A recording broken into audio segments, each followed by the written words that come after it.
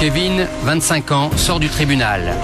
Il vient d'être condamné à 9 mois de prison ferme et 3 mois avec sursis.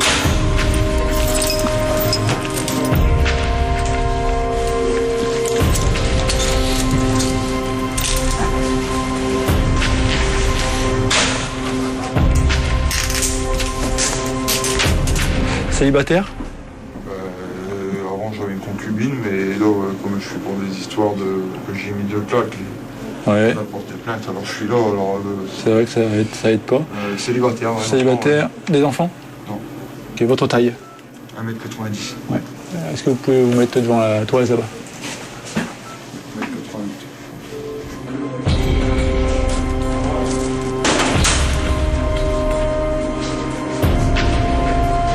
Laissez-vous faire. Voilà, impeccable. C'est la première fois que vous arrivez dans une maison d'arrêt? Non, c'est la 3e fois. En 3 ans. J'ai au moins une fois par an passé 9 mois ici. Je suis multi-récidiviste de la violence. Alors, à chaque fois que je me bagarre, je passe au tribunal et on me remet des peines. Voilà. Depuis là, j'ai 3 ans, je fais que ça de venir repartir. Je fais que ça, quoi. Alors, à force, je connais la maison, quoi. Vous allez tenir cette plaque-là sous le menton, à deux mains. C'est mon numéro d'écran. Voilà. C'est le bon. Ouais, sans cacher le numéro. Voilà, levez un peu. Voilà. On ne bouge plus. Parfait.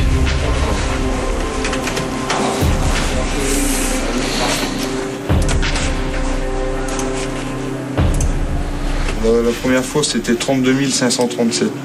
Ah, vous vous en souvenez? Ouais. Quand on fait une connerie, il faut l'assumer. J'ai tapé sur ma femme. Je ferai ma peine sur un pied, je m'en sortirai, c'est tout. C'est comme ça, j'assume ma connerie. Je vais pas taper sur ma femme. Eh ouais. Ça arrive, hein. J'ai mis que 2 claques. Elle est tombée à terre, elle a fait une crise d'épilepsie à cause de ça. La police elle est arrivée, claque, on m'a mis les menottes, on m'a embarqué, regardez-moi, le me voilà 2 jours après. Ma vie, elle a été chamboulée en 2 jours de temps. J'étais embauché chez Rouleur Poulet et tout, chamboulé du jour au lendemain.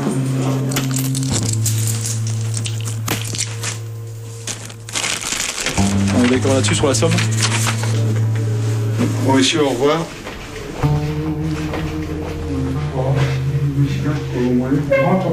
Après, on verra. On verra. On va venir s'occuper de vous. Kevin va être fouillé dans ce box avant d'être conduit en cellule. Ce soir, après un an de liberté, il dormira de nouveau en prison.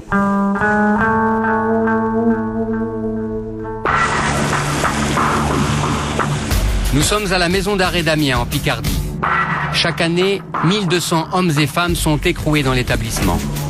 Les 2 tiers sont condamnés. Le dernier tiers est incarcéré en attente de jugement.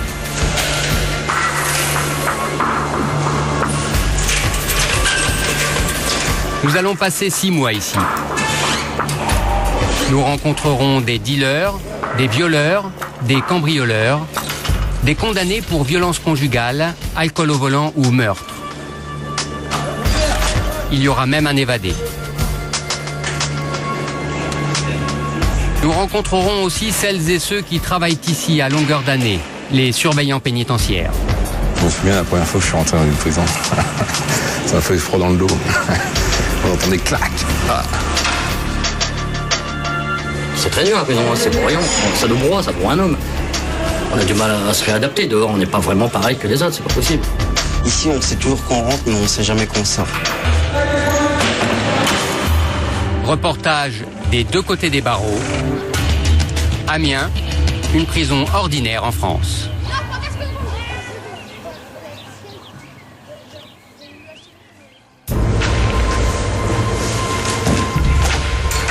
Jeudi 4 janvier, premier jour de tournage, nous avons rendez-vous avec la direction de l'établissement. Une fois n'est pas coutume, ici depuis 5 ans, le directeur est une femme. Isabelle Liban est une ancienne surveillante. Messieurs, bonjour. Elle a gravi tous les échelons. Ça va, vous allez bien? Bien vous. Ça va. Tous mes vœux? Merci. Hein, sortez d'abord et puis que le reste suive. Hein. Voilà. Ça va? Isabelle Liban a accepté la présence de notre caméra pour faire connaître ce métier auquel elle croit. Elle veut que la prison soit une parenthèse utile dans la vie d'un Oui, homme. ben c'est bien. Un jour ou l'autre, de toute façon, ces individus vont ressortir, vont être réinjectés dans la société civile. Donc, ils seront écartés que temporairement, plus ou moins longuement, mais temporairement de la société civile. Et donc, notre rôle, c'est effectivement de mettre à exécution les mesures judiciaires, les mesures pénales, mais également de faire en sorte que leur sortie soit la plus adaptée possible. Et ça, c'est un sacré challenge. C'est notre challenge au quotidien. Merci. La directrice nous invite à franchir la porte de détention pour entrer dans la zone sécurisée où sont actuellement détenus 500 prisonniers. C'est Bouquet. Ça va? Oui, vous. Alors, oui. C'est quoi cet endroit? Alors, vous arrivez ici vraiment dans le cœur de la détention, qui est la rotonde, et qui donne sur 2 grands bâtiments essentiellement, le bâtiment B et le bâtiment C, qui accueillent la population pénale homme majeure.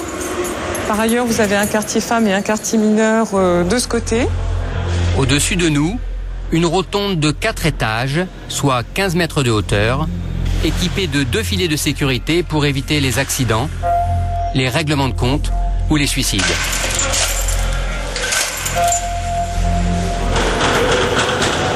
Laissez la porte tranquille, on vous a rien fait. Nous allons maintenant pouvoir évoluer dans la prison, mais pas à n'importe quelle condition. Nous devrons être accompagnés d'un surveillant pour accéder aux détenus. Nous ne pourrons pas vous montrer leur visage, même si certains souhaitent révéler leur identité, car l'administration pénitentiaire ne leur permet pas.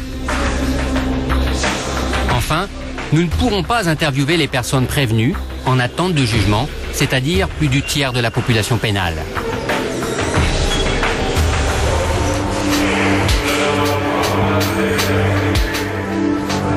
Cellule arrivant numéro 20. Nous retrouvons Kevin, le jeune homme qui a frappé sa compagne et dont nous avons filmé l'arrivée. 3 jours plus tard, il n'a pas quitté sa cellule. C'est son 4e passage en prison et la saleté des lieux l'indispose toujours. Regardez, voilà l'hygiène en prison. C'est ça. Vous donnez la poubelle le matin pour qu'on le vide. Elle n'est pas nettoyée, quoi. Elle est vidée mais pas nettoyée, quoi. Toutes sortes de microbes là-dedans, ça pue. Quand il fait chaud l'été, alors je vous raconte pas comment ça sent vraiment mauvais, quoi. Ce matin, Kevin fait parler de lui dans le journal. Il aurait tenté de s'évader du commissariat le jour de son arrestation. Ils m'ont monté dans un bureau à part de la police. Ils m'ont mis dans le bureau. Ils ont commencé à me secouer, à me pousser, quoi. Et là, voilà, quoi. Il y avait une machette posée sur le bureau, comme par hasard.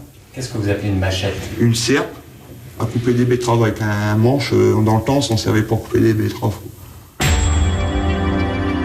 Et j'ai pris cet objet et malheureusement, j'ai dit à un policier, laissez-moi sortir, et j'ai levé la machette juste vers eux et ils disent que j'ai voulu les couper, que... À cause de ce geste, Kevin sait que sa peine pourrait être alourdie. Il se prépare à passer de longs mois en prison et doit s'organiser au plus vite. Une des 7 assistantes sociales de l'établissement va l'aider dans ses démarches avec l'extérieur. Pour commencer, Kevin voudrait suspendre son abonnement téléphonique et son assurance auto le temps de son incarcération.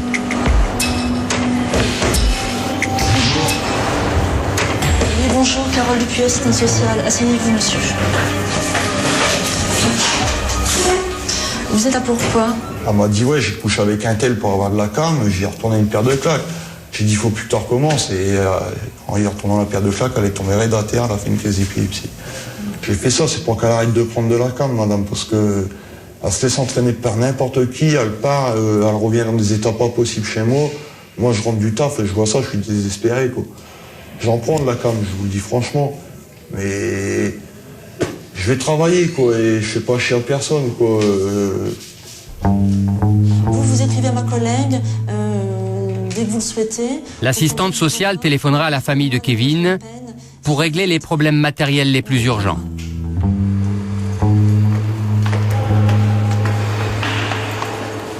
Le surveillant Arnaud Van Holland le conduit à la cellule 109, dans ces 9 mètres carrés où il devra vivre pendant les 9 prochains mois. Voilà, là en cellule définitive. J'ai des co-détenus, chef? Oui, il y a un co-détenu avec vous. D'accord. Donc j'ai le l'idiot alors. Ou du bas, si vous voulez le mettre en bas, vous le mettez en bas. D'accord. Ok. D'accord, chef. Kevin a fenêtre sur cour de promenade. La cour, un lieu d'échange entre les détenus.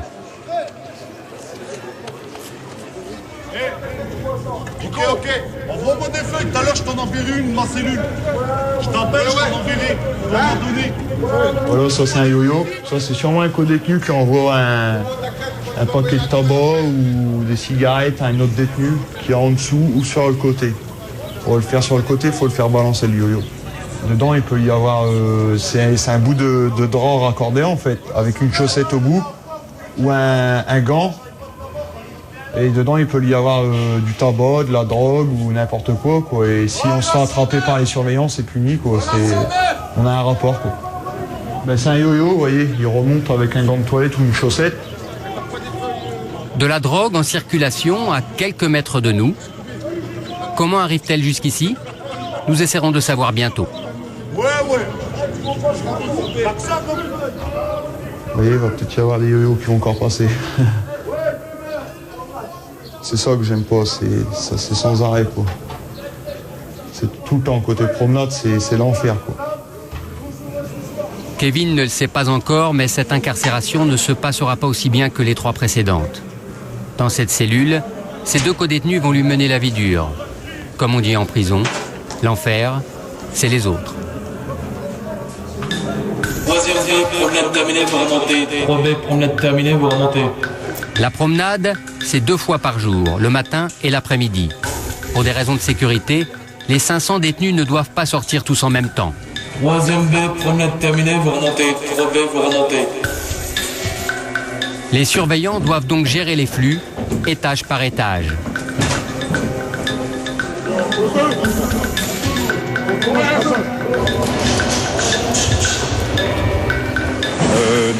Comme tous les jours, à des horaires différents, ils ont 1h15 de promenade l'après-midi, 1h15 le matin. Donc là, c'est leur départ promenade, c'est leur tour de promenade. Allez, premier, envoyez les promenades. Les surveillants procèdent à une fouille rapide.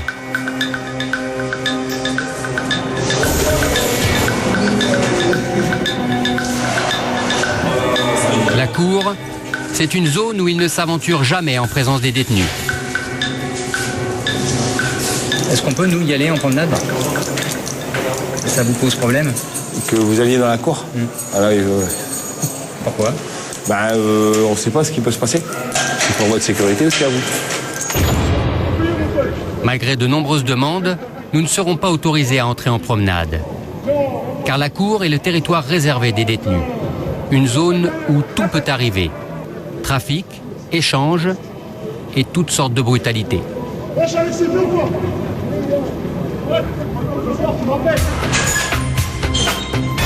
En revanche, on nous invitera à constater la vingtaine d'activités proposées au sous-sol. Ok, allez, bonne journée. Pour les tests et puis la musculation. La formation MHL, attendez encore. Ici, c'est le carrefour des activités culturelles et physiques.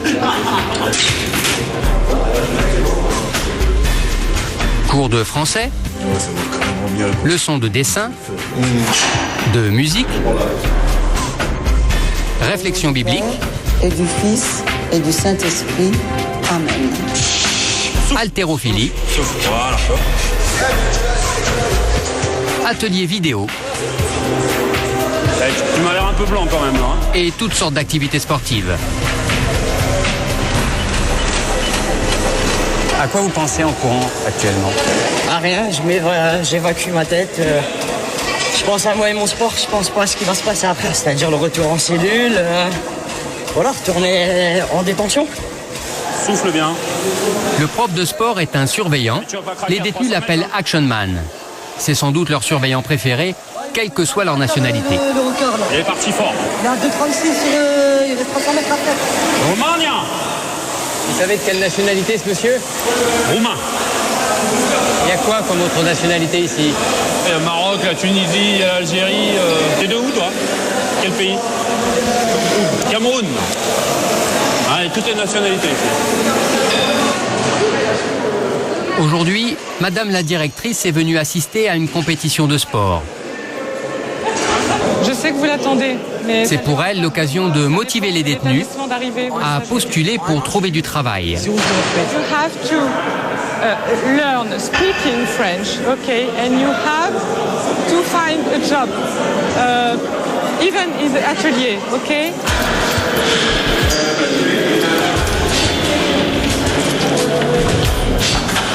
Kevin a choisi de suivre les conseils de la directrice. Il travaille dans un des ateliers de confection. 80 détenus sont employés ici, 5 heures par jour. Leur salaire leur permet de dédommager les victimes et de s'offrir quelques extras.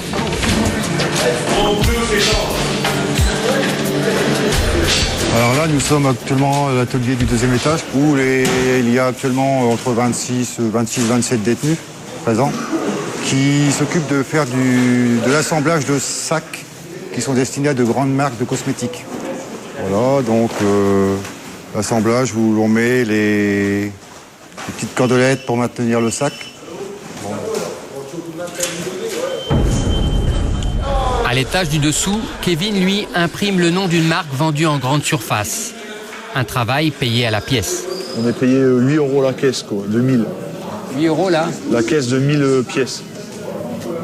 Et il vous faut combien de temps pour faire une caisse? Une semaine pratiquement.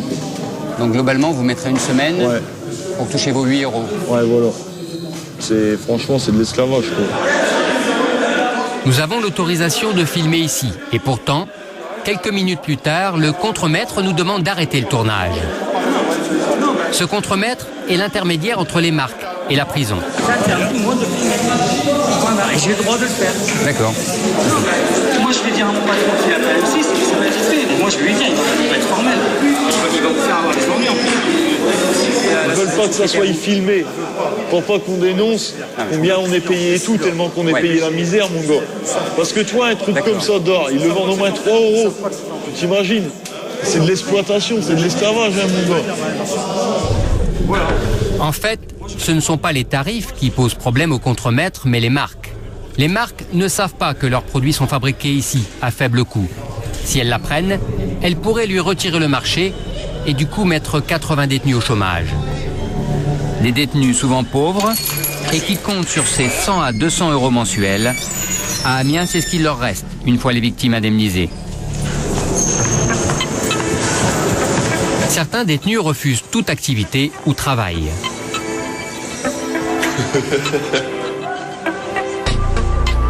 Rémi a été condamné à une peine d'1 an de prison pour consommation régulière d'héroïne et une bagarre sur la voie publique. C'est sa première incarcération. Depuis 6 mois, il vit en cellule 24 heures sur 24. Il craint de sortir en promenade ou en activité pour sa sécurité.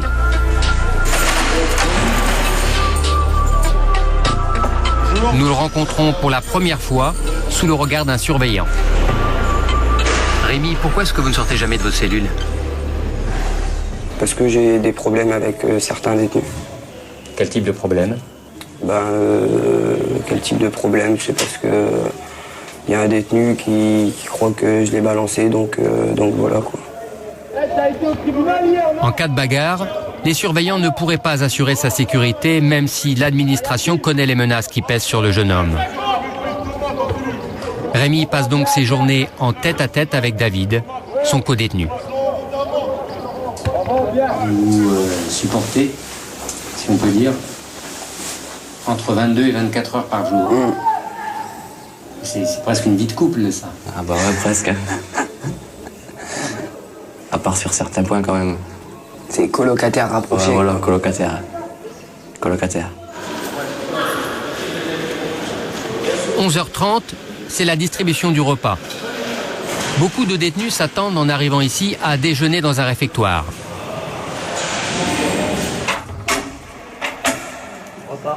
Ça va, mec? Mais même pour manger, Rémi ne sortira pas de sa cellule. Il n'y a qu'une baguette aujourd'hui.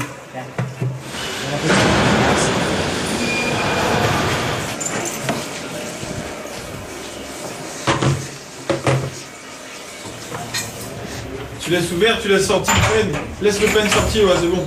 Par mégarde, un surveillant a failli enfermer son collègue. Le fait d'entendre le verrou se fermer derrière moi, c'est quelque chose qui ne me convient pas du tout. Ça nous arrive jamais et même quand on fait une fouille de cellule, on laisse le pen sorti de façon à ce qu'on ne soit pas enfermé. Machinalement, les surveillants passent et quand il y a une porte ouverte, ils la ferment. Avec le pen sorti, ils savent qu'il y a un surveillant qui est dedans. Donc là, c'est la première fois que vous vous étiez fait enfermer. Voilà, tout à fait, oui. Pour être avec nous. Pour être avec vous, oui, mais malgré tout, ça fait bizarre. Ça va, la gamelle d'aujourd'hui, elle est relativement bonne.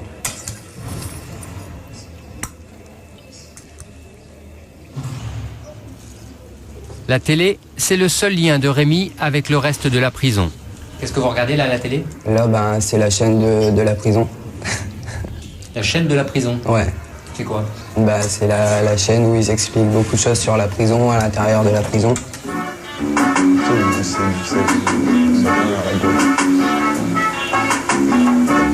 Ils doivent en être fiers de ça, je pense, parce que ça arrête pas de passer. Il n'y a que ça qui passe.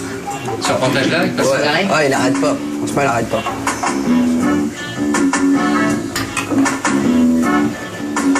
Même quand la gamelle est bonne, les détenus complètent souvent leur repas par des produits achetés sur ces bons de commande. Et pour cuisiner, pas de plaque électrique, c'est système D. Ce système s'appelle la chauffe. En fait, c'est une boîte de thon avec un tube de tomates concentrées. Et on a mis de l'huile à l'intérieur de la boîte de thon. Et après, on allume, on remonte un petit peu la mèche. Et après, on allume la mèche. On met les boîtes de soda autour. Et ensuite, on met une casserole pour faire chauffer ce qu'on a à faire chauffer, quoi. Un système interdit par le règlement, mais toléré par les surveillants.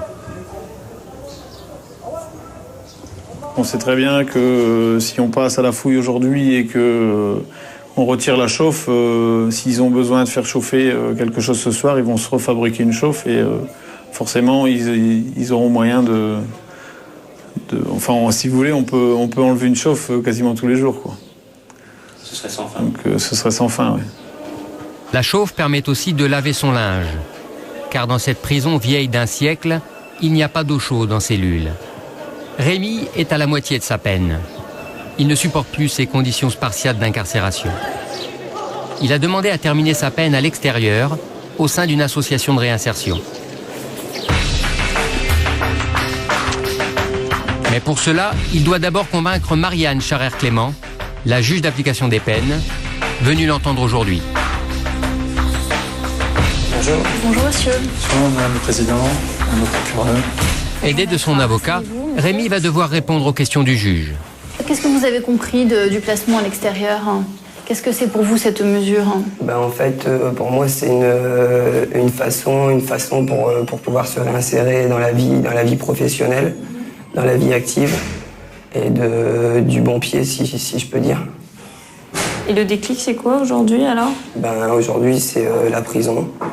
Parce que j'ai vu commencer et je ne veux pas du tout y revenir. Et ma famille, je vois ma famille qui me soutient énormément, comme elle a toujours fait. Et je veux plus les décevoir, je veux plus leur faire d'inquiétude.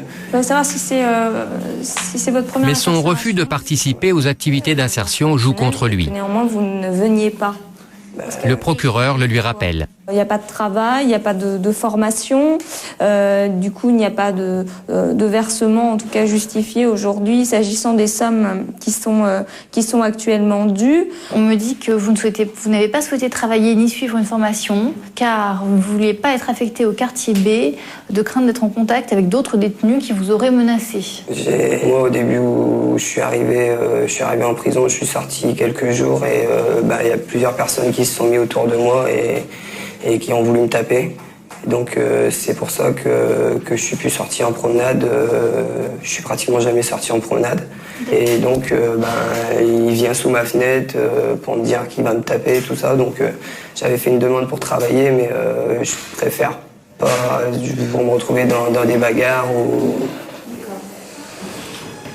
Vous recevrez la décision ici en maison d'arrêt et votre avocat évidemment sera informé. D'accord. Voilà. Vous pouvez disposer. Bon, merci. Bonne journée. Au revoir. Bonne journée. La juge lui accordera-t-elle ce régime de confiance? Rémi le saura dans 2 semaines. Certains n'ont pas la patience d'attendre leur libération.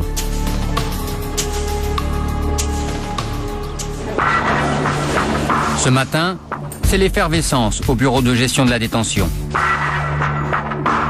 Un détenu manque à l'appel. Il a profité d'une permission de sortie accordée par le juge pour l'enterrement de sa mère pour se faire la belle. Il est considéré comme évadé. 5 ans plus tôt, l'homme avait déjà tenté de s'évader du palais de justice. Aujourd'hui, la gendarmerie est à ses trousses. Vous avez connu, vous, de véritables évasions dans votre carrière? J'ai connu, oui. Une vraie évasion? Vraie évasion. Ça s'était passé comment? C'était à la maison d'arrêt d'Osny. Les détenus ont profité que au niveau du terrain de football, les poteaux de football n'étaient pas encore fixés pour les retirer, les mettre le long des grilles et escalader les murs. À l'ancienne, quoi, une évasion à l'ancienne. Voilà. Résultat des courses, 2 détenus attrapés, 2 décédés et 1 toujours en cavale. S'évader à l'ancienne, faire le mur, semble aujourd'hui presque impossible. Depuis la cour de promenade, les détenus ont peu de chances de réussir à franchir les murs de 6 mètres qui les séparent de la liberté.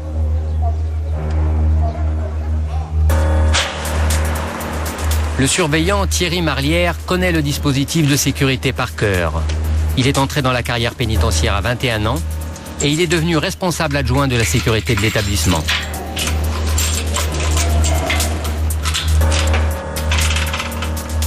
Alors de ce côté-là, c'est l'avenue de la Défense passive, donc là c'est l'extérieur. Et là ici à l'intérieur, on a la cour de promenade en fait du quartier majeur. Pour s'évader, il faudrait franchir cette double enceinte de béton. Entre les 2 murs, un chemin de ronde truffé de 27 caméras, de capteurs, de barbelés et peut-être d'autres éléments confidentiels dont on n'a pas voulu nous parler. Un détenu qui va vouloir s'évader de sa cellule va être obligé de franchir ce chemin ici et là automatiquement il sera détecté. Donc c'est vraiment une sécurité qu'on ne peut pas outrepasser. En fait là c'est vraiment clair, net et précis. Le détenu qui sort de sa cellule et qui se retrouve dans le chemin de ronde est obligé d'être détecté par les caméras. Et si un détenu tente d'escalader le mur, les surveillants disposent d'armes à l'intérieur de la prison. Ils ont même l'obligation de tirer sur le fuyard s'il refuse de se rendre et tant qu'il se trouve dans l'enceinte de la prison. Mais tous ces contrôles n'ont pas empêché un homme de s'évader par la grande porte il y a 2 ans. Il s'était caché derrière un camion. L'homme a été repris dès le lendemain. Plusieurs fois par an, les surveillants effectuent donc des stages de tir sous le contrôle d'un surveillant formateur. Ils ont accepté de nous montrer les armes de la maison d'arrêt.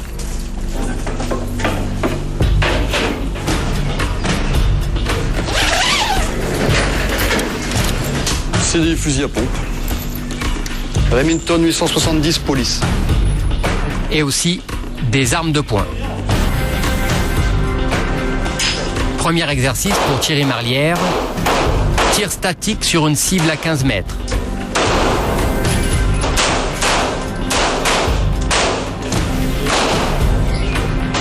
Brigitte, t'es trop... Ça rentre pas, là, hein? Brigitte Barbieux, 20 ans de métier, est une des 20 surveillantes de la maison d'arrêt. Ok, on va aller voir un peu vos résultats. Les 10 sont dedans. Ah, j'ai les 10? Ouais. 6, 8, 10.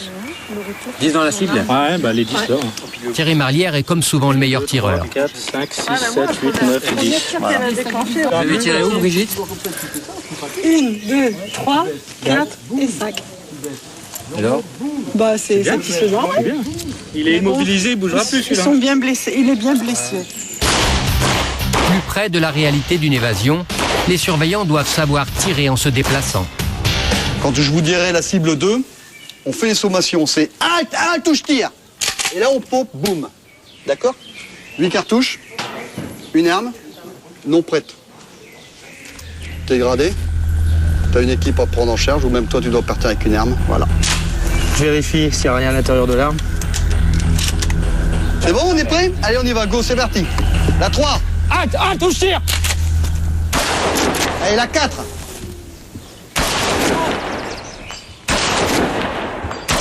Décroche. Protection, la 2. Quand on sera, le jour où on sera à intervenir, que ce soit à l'intérieur d'un établissement, que ce soit à l'extérieur, on ne sera pas comme dans un stand derrière un pupitre où on aura des personnes qui seront devant. Il y aura du mouvement. Donc ce qu'il faut, c'est se rapprocher de la réalité. De rapprocher plus le personnel sur la réalité pour qu'ils aient des automatismes. Protection, la 3. La 2. La 1. Retire. Brigitte est visiblement un peu impressionnée par le fusil. Voilà, la pompe est bloquée, tu fais quoi pour débloquer? Je te mets une claque. Tu sais pas s'il y a une cartouche dedans, mais que tu fais ça. Le coup il perd? Voilà, je préfère. Jamais, jamais, jamais, on ne pointe une arme sur qui que ce soit si on n'a pas à l'utiliser. Voilà. Et surtout pas un collègue. Sauf si on l'aime pas. Touche-tire. Alors on progresse encore. La 1. On progresse. Brigitte, vous vous imaginez dans ce type de situation réelle cette fois-ci? Bah, dans ma carrière, je n'ai encore jamais vécu, j'espère jamais le vivre. Franchement, oui, ça me plairait. Enfin, j'espère bien ne pas le vivre. On progresse. Protection, la 1. On décroche. Avant le cover, tu n'as pas éjecté ta cartouche. Oui, c'est ça. Pensez-y, la cartouche est utilisée. Quand on va à la chasse, on tire un gibier, on change de cartouche, on n'attend pas que le gibier démarre, autrement il est trop tard. C'est exactement la même chose. À notre connaissance, à Amiens, les surveillants n'ont jamais eu à se servir d'une arme à feu.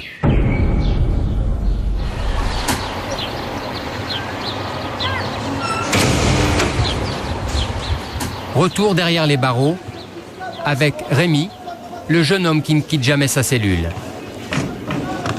Hé Jimmy, là, je vais bouger là dans pas longtemps. Je pense à toi dehors. Fais gaffe à toi, mec. Rémi est heureux, Madame le juge lui a accordé son placement extérieur. Il restera écroué, mais il purgera sa peine dehors.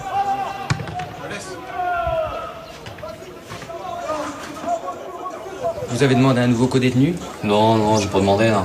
Mais bon, ils vont le mettre automatiquement. Hein. Pas besoin de demander. J'espère que ça va être un bon. Ouais, j'espère que ça va être un bon, ouais. C'est quoi un bon co-détenu? Bah, un propre déjà. Propre, qui dort pas toute la journée. Qu'on s'entende bien, quoi. Que de la conversation et puis voilà. qu'il soit normal, quoi. Qu'il soit normal, ouais. Parce qu'ici, il y a des drôles de spécimens. Ouais, fais gaffe à toi. Pas de conneries. Ouais, t'inquiète. Vas-y, je t'écris. Vas-y. Bon, bah, bonne chance. Hein. À dans 2 mois. Au revoir.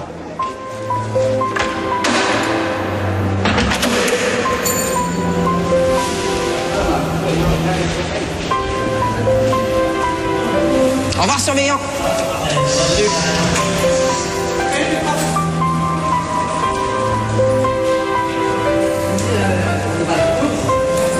Faites gaffe à vous.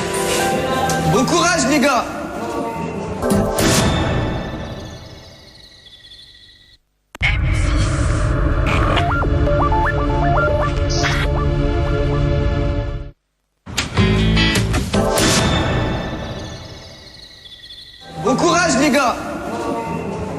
Pour sa sortie, Rémi est pris en charge par une éducatrice de l'association Après, une association qui réinsère les détenus depuis 20 ans. Au revoir, surveillant.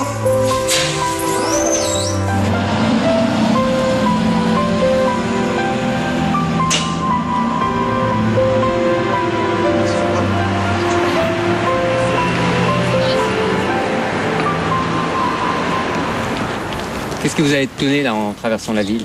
De revoir des filles surtout. Je pense que tout homme normalement constitué, ça fait quelque chose. Pour donner à Rémi le maximum de chances de se réinsérer dans la société, l'association va le mettre au travail. 30 détenus ont un emploi ici. Bonjour. Une formule qui limite le risque de récidive par rapport à ceux qui font toute leur peine à l'intérieur de la prison. Rémi est logé en ville jusqu'à la fin de sa peine. Merci. C'est un peu la clé de la liberté, sauf que c'est pas totalement la liberté. Vous avez les clés, nous avons les clés. Ça doit rester comme ça, vous n'avez pas le droit de faire de double de clés et de prêter vos clés. Vous ne pouvez recevoir personne sans autorisation. D'accord ? Et c'est dans cet appartement-là que vous devez être rentré à 18h30 le soir. Rémi ne pourra pas quitter cet appartement le soir, sinon, c'est le retour à la case prison. Ouais, papa. Ça va, impeccable, ouais. Il y a un gars qui était dans un studio et lui, il a fait n'importe quoi, il l'a remis en prison. Donc moi, ils m'ont mis dans le studio. Donc ça fait comme un studio que j'avais. Ah, moi, j'ai tout, maman. Moi, j'ai tout. J'ai un petit frigo, comme l'appartement, comme le studio. Moi, je te ferai voir demain, mais j'ai une grande fenêtre. Ça fait comme un peu une baie vitrée, la moitié d'une baie vitrée de la maison. Après 6 mois derrière les barreaux, Rémi a du mal à y croire. Tout ceci a un goût de liberté, mais il sait bien que c'est une liberté surveillée. Ouais, moi aussi, ouais. À demain. Ouais. Ce soir, c'est lui qui fermera sa porte. Je garde mon numéro d'écrou. Et je reste un détenu. Sa prise en charge par l'association coûtera 80 € par jour à la société, contre 300 € lorsqu'il était incarcéré. Une alternative à la prison peu coûteuse et pourtant peu répandue.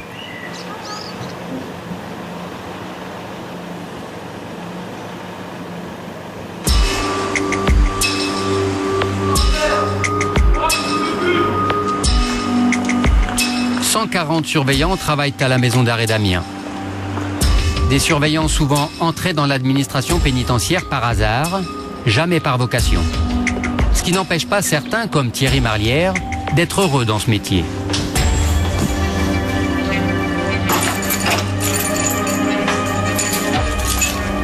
Quand j'étais petit, je rêvais d'être footballeur professionnel. Et puis, on m'a pas conseillé forcément de faire ça. Maintenant, j'avais peut-être pas forcément le niveau non plus. Donc après, je suis surtout parti dans des études où, j'ai fait pas mal de choses. J'ai fait du droit, je voulais partir là-dedans. Alors, c'est peut-être pas forcément la branche du droit que j'aurais choisi, hein, mais j'ai passé des concours, je suis là. Voilà. Comme je dis, c'est pas un métier que j'ai choisi, mais pour un métier que j'ai pas choisi, je suis fier de le faire. J'aime le faire, donc je pense que c'est déjà pas mal. Et comme nous allons le constater, l'une des premières qualités d'un surveillant, c'est le calme et la patience devant les situations de tension. Ce que nous demandions depuis longtemps, Thierry Marlière l'a accepté. Il va nous montrer la cour de promenade à l'heure où les détenus sont en cellule. Une situation en apparence ordinaire, et pourtant... Voilà le chemin qu'empruntent les détenus. Voilà, tout à fait. Donc c'est le chemin d'accès pour la promenade, pour les détenus du bâtiment B, sachant que les détenus du bâtiment C ont le même système, mais passent par l'autre côté.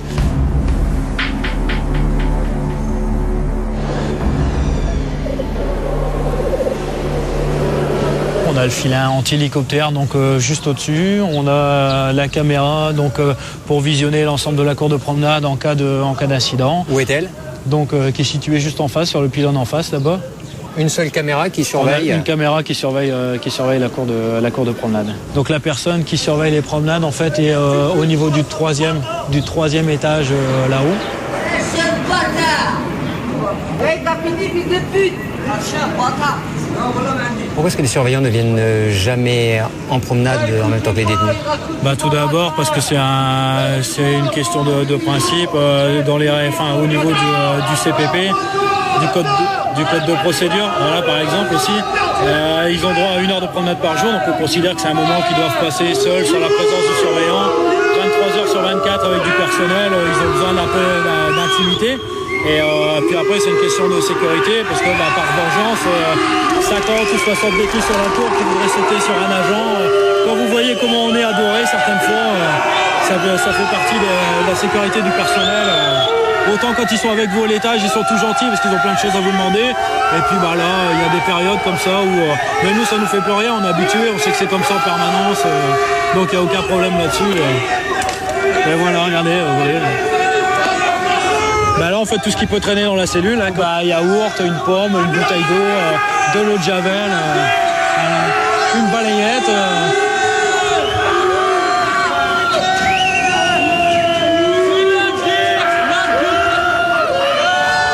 C'est le meilleur brigadier.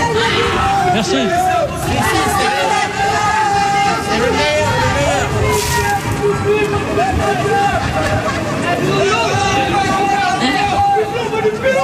Faites vite parce qu'il y a le temps qu'il recharge.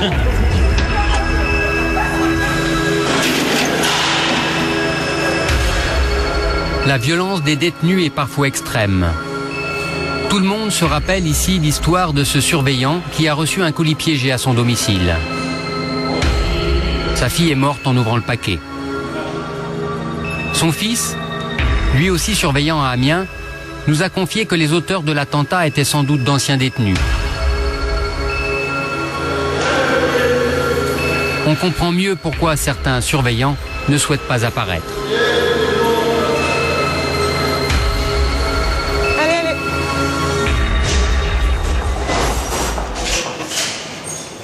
Allez. 2 fois par semaine, la directrice et les gradés font le point sur les détenus et les incidents. La semaine dernière a été tendue. Donc bonjour à toutes et à tous. Ça va? Tout le monde va bien? Première affaire, une tentative de suicide par pendaison. On va commencer par le cadre disciplinaire, vu qu'il y a celui qui a fait une tentative de pendaison. Bon, avec des pieds à terre. Des pieds à terre. Et quelles sont ses explications? Il veut sortir du quartier disciplinaire. Il veut sortir du quartier.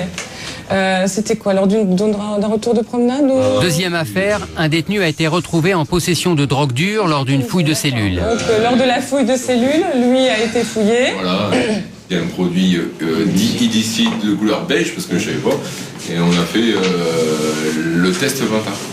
Je vais quand même appeler la brigade des suites, parce que moi je l'ai contrôlé. Ça serait de la morphine. Troisième point, un détenu qui avait insulté la directrice lui fait ses excuses par courrier. Je vous fais entièrement mes excuses, je ne me suis jamais comportée comme ça devant votre personne, c'est vrai. Je ne suis pas une personne violente, je suis désolée, plus jamais ça se reproduira. Je fais des efforts, mais il me faut du temps et un jour je serai digne de ce pays. Je vous remercie beaucoup et comprends le sens de vos sanctions. Veuillez, Madame la directrice, recevoir mes salutations. Eh ben, ce qui prouve que parfois la sanction a du bon. Sur les suivis particuliers, le couple là qui a été condamné... Mais l'affaire du jour, c'est ce couple, condamné pour meurtre aux assises. Après 3 années et demie de détention préventive, le verdict est tombé. L'homme a été condamné à 15 ans de réclusion, la femme à 18 ans. Au moment des verdicts, le risque de suicide est très important. Le personnel va donc redoubler de vigilance.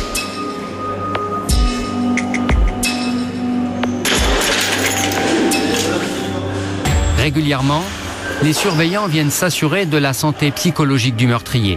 Maintenant, vous avez digéré un peu ce qui s'était passé, vous avez pris sur vous, et puis que... Maintenant, il faut relativiser tout, quoi. Hein. Dans votre tête, c'est beaucoup plus clair qu'avant, quoi. Et après la prison, il y a encore quelque chose. Hein.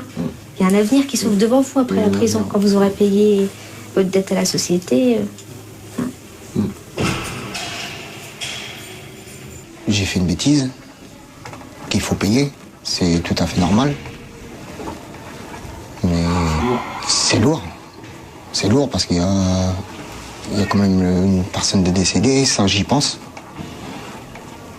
J'y pense tous les jours. Ça reste gravé, quoi. Qu'est-ce qui reste gravé? Bah, qu'il y a eu une vie d'enlevée, quoi. Vous n'étiez pas seul au moment des faits? Non, j'étais qu'une amie. Et puis, ça a mal tourné, quoi. Donc voilà. Puis quand vous montez dans le box des accusés, vous avez tout le monde devant vous. Vous sentez le stress, l'angoisse. J'ai demandé pardon. J'ai demandé pardon. Et je m'en voudrais infiniment, je m'en voudrais. Il n'y aurait pas eu l'alcool, ça n'aurait jamais arrivé. Ça n'aurait jamais arrivé. À l'énoncé du verdict, sa sœur l'a supplié d'accepter sa peine et de tenir encore 11 ans derrière les barreaux. Bon, elle m'a sauté dans les bras, puis elle m'a dit qu'il ne fallait pas que je fasse de bêtises. Quelle bêtise? Suicide.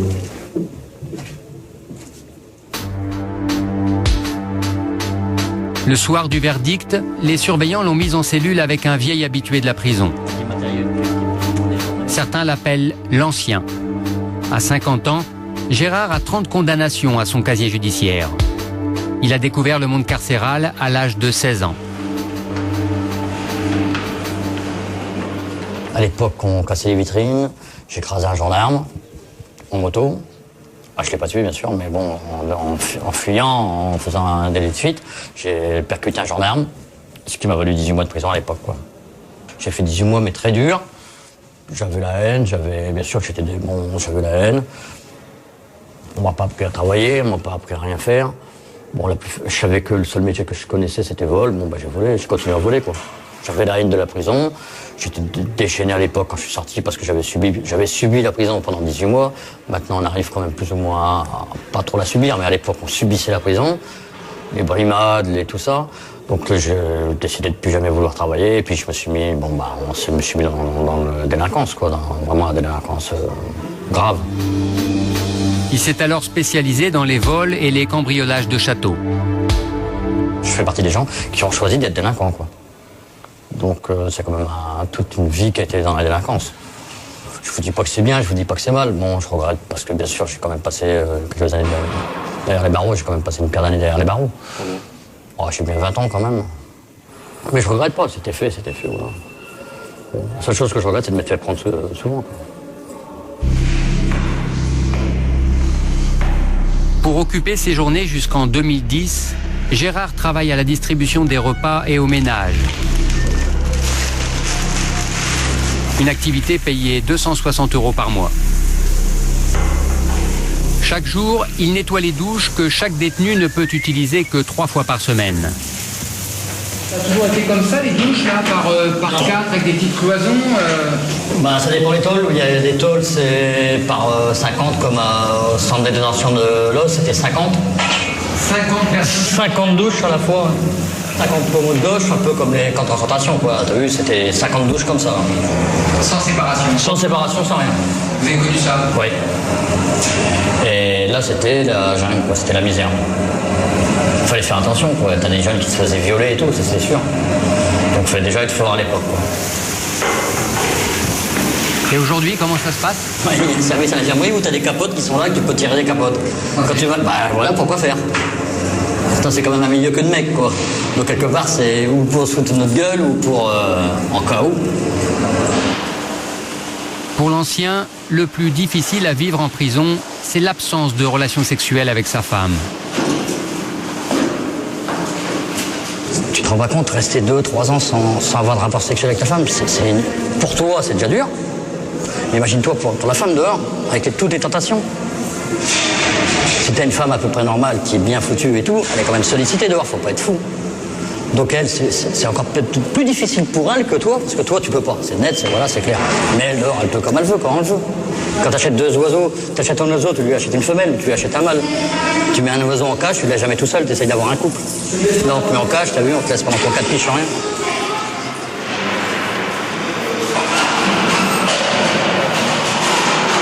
Aujourd'hui, l'ancien a pris le condamné pour meurtre sous son aile. Il va lui apprendre à être patient. À peine se sont-ils rencontrés qu'ils se sont découverts un point commun.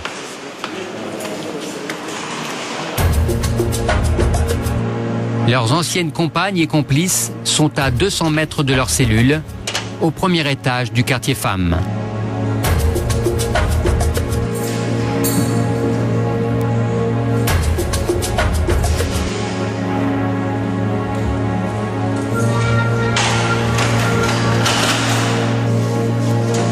Cette femme blonde aux cheveux longs est la complice du meurtrier.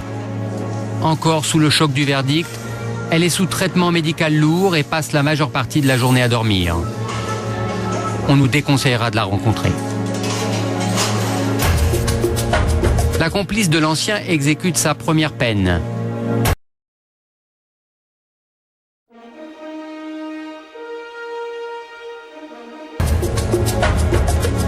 Elle est libérable l'an prochain et supporte mal la fin de sa peine. Le repas, mesdames. Avec Brigitte, la surveillante principale, 9 femmes travaillent ici. Car les hommes ne sont pas autorisés à fouiller les détenues femmes.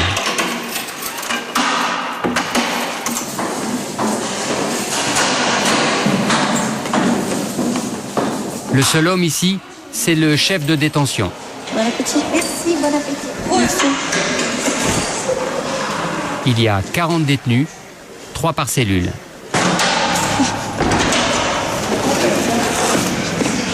Cette femme affectée au service du repas s'appelle Christelle. Elle a été condamnée à 3 mois de prison pour importation de drogue dure. Mais sur appel du procureur, sa peine a été portée de 3 mois à 3 ans. Je suis arrivée en septembre 2004, j'avais 28 ans. Et maintenant j'ai 31 ans, ça va faire 2 ans et demi que je suis ici. Au départ, la situation était difficile pour Christelle, car ses parents refusaient de la voir. Au départ, il y a eu de la colère. J'ai ma mère qui préférait pas entendre parler de moi. C'est mon père qui a tout fait pour venir me voir au parloir. Ils se sont rendus compte que j'avais besoin de soutien, parce que c'est vrai que j'ai craqué. Déjà 2 mois, c'était dur pour moi, mais 3 ans, c'était inimaginable. Et moralement, j'avais besoin de soutien. J'ai même pensé faire des bêtises ici. Penser au suicide. Donc après, j'ai eu un suivi psychologique. Toutes les semaines, j'étais suivie par un psychologue avec qui je pouvais parler de tout ce qui me passait par la tête. J'ai eu aussi un traitement médical, des calmants pendant quelques mois. Et des somnifères parce que les nuits étaient longues au départ. J'avais du mal à trouver le sommeil. Après 2 ans et demi d'incarcération, Christelle a trouvé ses marques. Mais il suffit parfois d'un rien pour que la dure réalité de la prison la rattrape.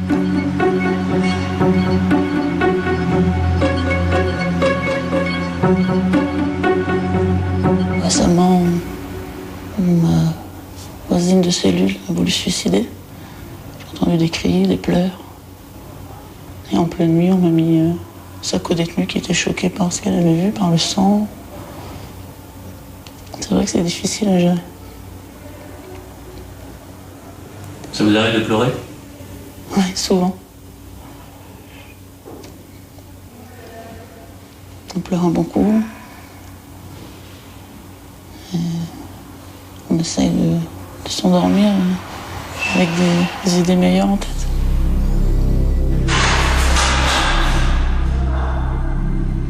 Le quartier femme est un univers plus feutré que le quartier homme. Mais les trafics, les tensions, les menaces existent aussi. Au point que les surveillantes préfèrent souvent garder l'anonymat vis-à-vis des détenus.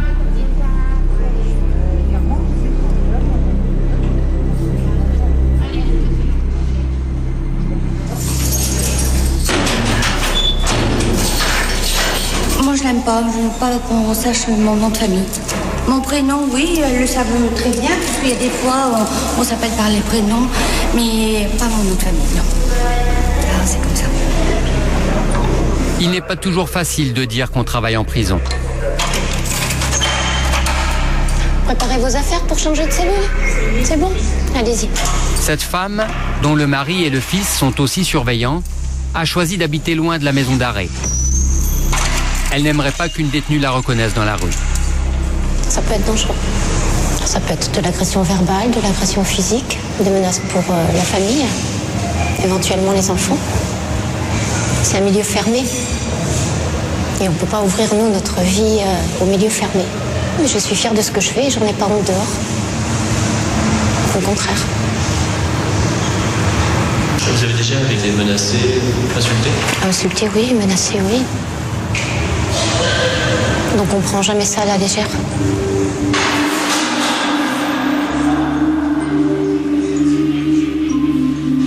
Cellule numéro 5. Depuis quelques semaines, la vie de Christelle est bouleversée.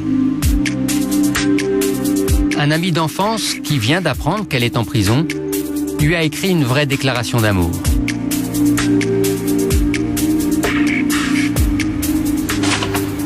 Salut bébé, je suis heureux de voir que tes lettres sont de plus en plus longues.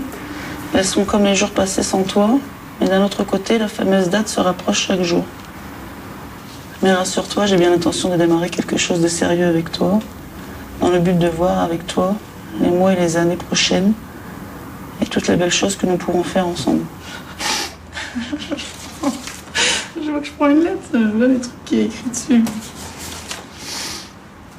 J'ai perdu beaucoup de temps ici. Pareil de son côté. Beaucoup de déceptions, aussi bien pour moi que pour lui. Donc on voudrait maintenant vraiment faire quelque chose de solide. Même penser à avoir un enfant aussi. Pourquoi pas. Le jeune homme, que Brigitte, la surveillante, a surnommé Joli Cœur, a promis qu'il viendrait la voir au parloir. J'espère qu'il sera là. Je vais le prendre dans mes bras et fondre en larmes, ça c'est sûr.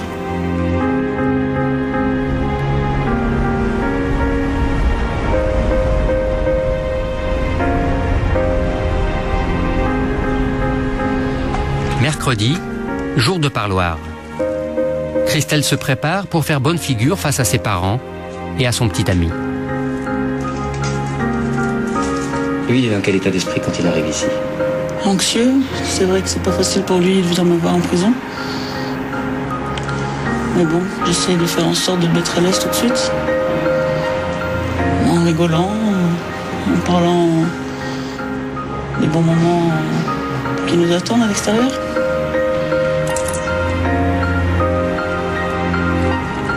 Mais j'avais peur, au départ j'avais honte. Honte de ce que j'ai fait, j'ai peur de sa réaction. Mais en fait, il me juge pas par rapport à ce que j'ai fait, il me connaît, il sait comment je suis. C'est un mauvais passage.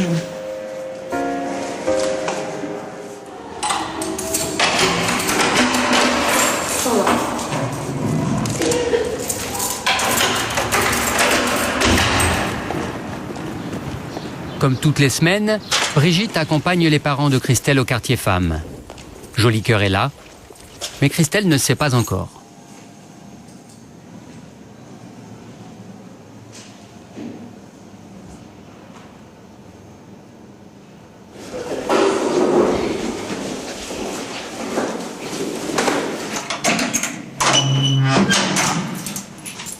Ouais, c'est mal à l'aise quand même. Je suis en droit quand même pas trop venir. Même en visiteur.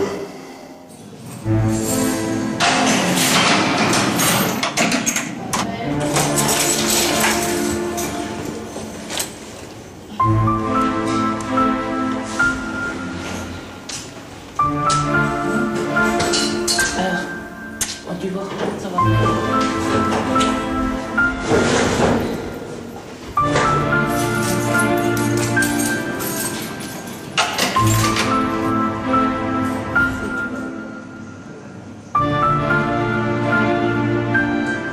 Je trouve qu'au travers des détenus, on vit plus de déchirures que réconciliation ou de retrouvailles. Alors une histoire comme ça, qu'est-ce que ça vous évoque en fait? Bah, la vie tout court. C'est pas parce qu'on a eu un parcours ou un accident de parcours que tout s'arrête. Eux aussi ont le droit, enfin, c'est pas des gens différents de nous, ils ont fauté certes, mais la vie aussi reprend son cours. Alors l'amour en prison, ça existe? Bah oui. Oui. Ça existe même entre elles. Ouais, on a des histoires aussi d'amour entre femmes. Ça arrive.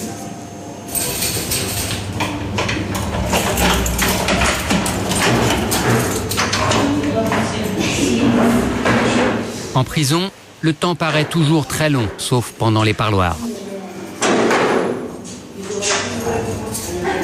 D'un côté, ça me fait plaisir de les avoir vus, et d'un autre, je suis triste déjà de me séparer d'eux au bout de 45 minutes, parce que c'est vrai que c'est assez court. 45 minutes de bonheur qui se terminent toujours de la même manière. Christelle doit se déshabiller totalement dans cette salle de fouille. Les surveillantes veulent constater que sa famille ne lui a rien transmis venant de l'extérieur.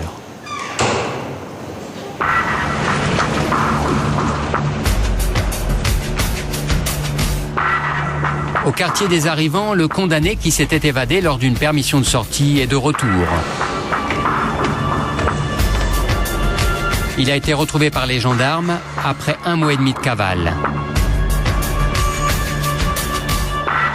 Ça s'est passé comment? J'étais chez un ami, on était en train de dormir. Les gendarmes ils ont frappé à la porte, tout de suite j'ai reconnu que c'était eux, j'ai voulu m'habiller. Comment est-ce que vous avez reconnu que c'était eux? Leur façon de frapper. Je me suis dit, yes, c'est reparti, quoi. C'est reparti pour un toit. J'ai voulu passer par les toits, quoi. Mais j'ai pas eu le temps, quoi. Ils sont rentrés et puis ils m'ont attrapé, quoi, tout simplement. Qu'est-ce qu'ils vous ont dit? La cavale est finie. Cette cavale, il l'a faite pour passer du temps auprès de ses 2 jeunes enfants. Si vous aviez une parole à dire à vos enfants, qu'est-ce que ce serait? C'est que je les aime de tout mon cœur. Qu'ils m'oublient pas, quoi, c'est tout ça. C'est tout. Je pense très fort à eux.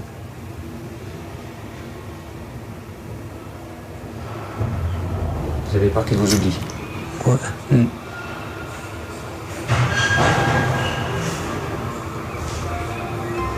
Excusez-moi.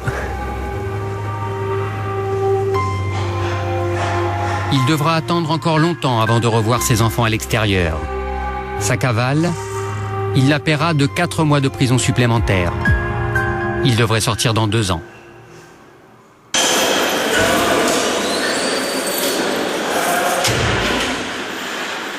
Comme tous les détenus, l'évadé a un rendez-vous médical obligatoire à Luxa.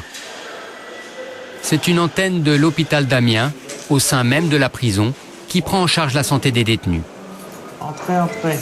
Le docteur Alain Herman soigne les détenus depuis plus de 10 ans.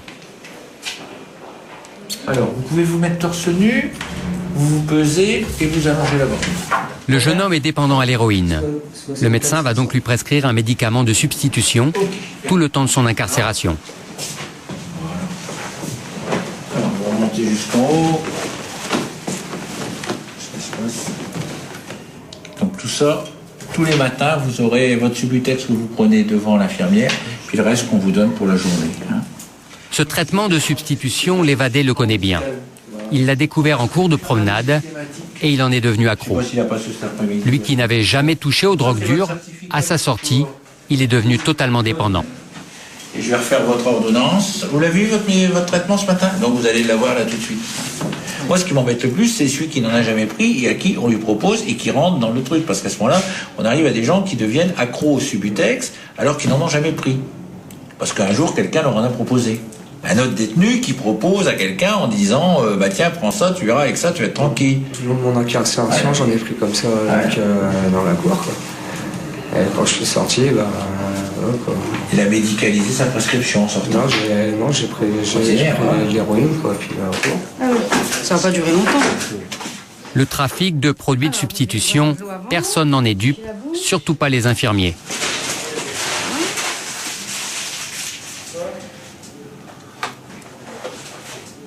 vont essayer de le garder, c'est-à-dire mettre du scotch au palais, ou alors le mettre dans le creux d'une dent, c'est déjà arrivé aussi, ou ils vont le mettre dans leur manche, enfin le dissimuler, pour le recracher ensuite en cellule, ou le donner à quelqu'un d'autre, l'échanger pour avoir des cigarettes, etc., ou alors le sniffer. Merci. Le détournement et l'échange des traitements, c'est le premier souci du service médical. Pour éviter les échanges, Régis Laniel, infirmier hospitalier, distribue les traitements chaque matin. Plus de 80 personnes sont sous traitement de substitution à l'héroïne ou à la cocaïne. Comment tu vas ? 80 sur plus de 500 détenus. La plupart sont tombés pour des affaires liées à leur toxicomanie. Traitement du matin. Alors pour la journée, on attend un petit peu que ça. Régis doit s'assurer que les cachets sont avalés sur place, car les médicaments prennent beaucoup de valeur en prison. Un Subutex 8 mg en prison, ça équivaut à peu près à 2 paquets de tabac. Donc c'est une denrée qui se monnaie, ça s'échange sous forme de bons de cantine. Voilà. Dans sa mallette d'infirmier, il y a aussi beaucoup d'anxiolytiques et de somnifères que les détenus réclament souvent dans des doses de plus en plus fortes. Vous avez un somnifère dans votre traitement ? Parfois, ça fait pas effet. Et vous avez jamais essayé de vous en passer ? Si. Si vous dites que ça fait pas effet. Si, dehors, je me passe. Et ici, c'est pas possible. C'est pas possible. Presque tous les personnes incarcérées vont être demandeurs de somnifères. Quand on dort, c'est une forme d'évasion. Donc le temps il y a des gens qui passeraient leur temps à dormir pour diminuer leur peine. Fuir la réalité de la prison par le médicament, ici, on appelle ça être cachetonné. Un comprimé matin et soir, vous devez encore avoir des Valium là ? Retour au service hospitalier, à la pharmacie précisément.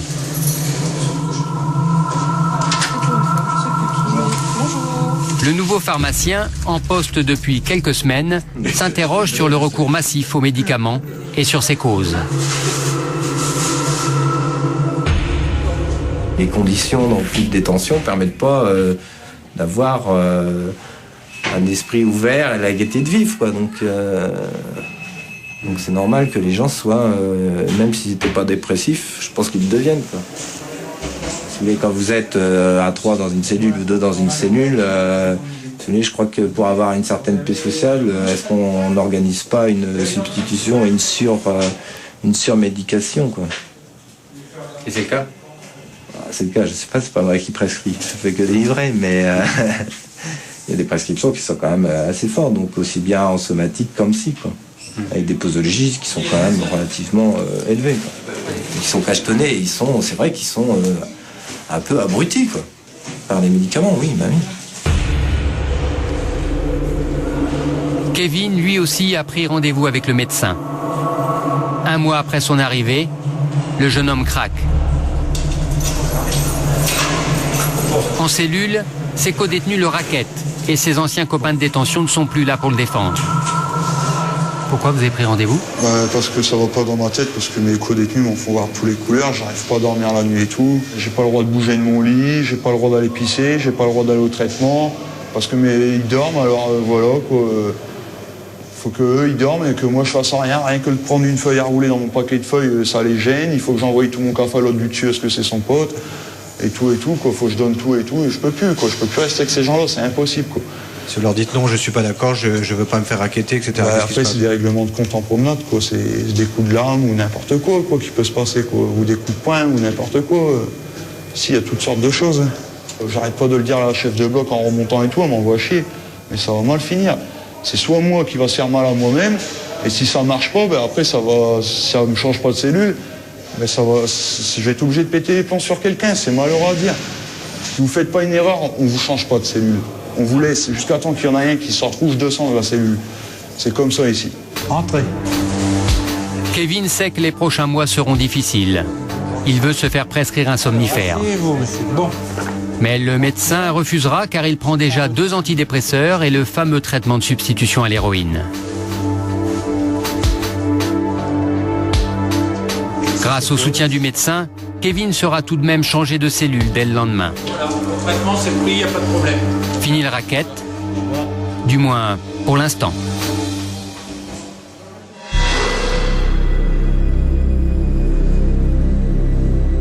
Quelques jours plus tard, pour avoir refusé de donner des médicaments, le médecin a été menacé par un patient qui refusait de se sevrer en diminuant les doses.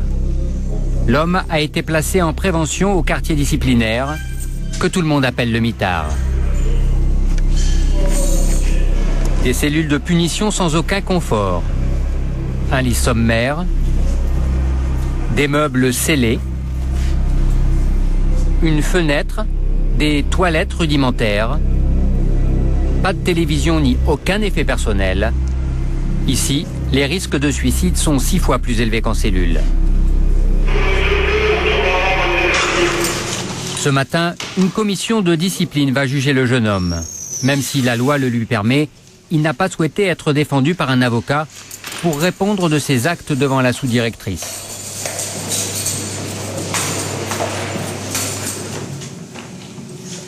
Bonjour monsieur, vous comparaissez pour des faits datant du 2 février 2007. Vers 11h25, mécontent du traitement prescrit par le médecin de Luxa, vous êtes sorti de la salle de consultation en claquant la porte. Puis vous êtes de nouveau rentré, les poings fermés, dans l'intention d'agresser le médecin. L'infirmière a dû déclencher l'alarme et a dû intervenir pour éviter l'agression. Mécontent, nerveux et agressif, vous n'avez pas voulu vous calmer. Donc vous vous êtes pas contenté de dire vous vous foutez de moi. C'est faux. Je vous promets, madame, c'est faux. Peut-être qu'ici, il y en a beaucoup qui vous ont promis des choses, mais moi, je vous promets que ça, c'est faux, madame. Vous étiez passablement énervé. Voilà, après, j'ai tapé une déprime. Je reprends ça à ma fille, ma copine, ma mère, tout. Et donc, ça justifie que vous vous en preniez au médecin? Non, après, ils m'ont enfermé dans la salle et j'ai continué à m'énerver tout seul dans la salle, à taper dans le mur. Et après, ils m'ont mis les menottes, tout, et ils m'ont emmené ici au quartier disciplinaire. Le médecin, quand il vous prescrit un traitement de sevrage, monsieur, il sait de quoi il parle. Oui. Bon.